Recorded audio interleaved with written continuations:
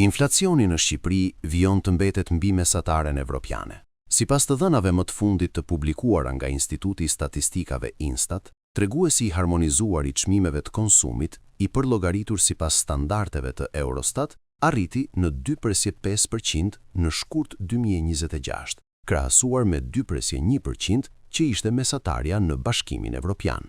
Në raport me muajin janar, çmimet shënuan një rritje të moderuar prej 0,5%, duke reflektuar një tendencë të lehtë për shpejtimit të inflacionit.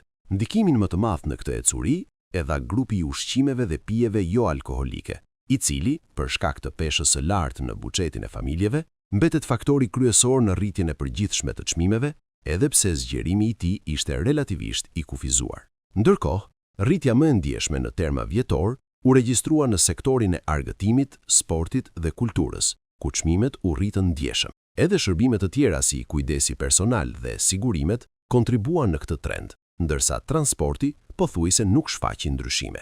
Në krahasim me vendet e tjera evropiane, Shqipëria renditet në një nivel të ndërmjetëm, më poshtë se vende me inflacion më të lartë si Rumania, Islanda apo Slovakia, por mbi ekonomi të mëdha si Gjermania, Franca dhe Italia. Normat më të ulta të inflacionit gjatë kësaj periudhe u regjistruan në Danimark dhe Zvicër. Raporti i fundit shënon edhe një hap të ri në mënyrën e përllogaritjes së inflacionit, pasi nga shkurti 2026 është aplikuar klasifikimi ICO-ICOP 2018 dhe është ndryshuar ITI bazë në 2025 baraz me 100, duke e afruar më tej Shqipërinë me praktikat statistikore të Bashkimit Evropian.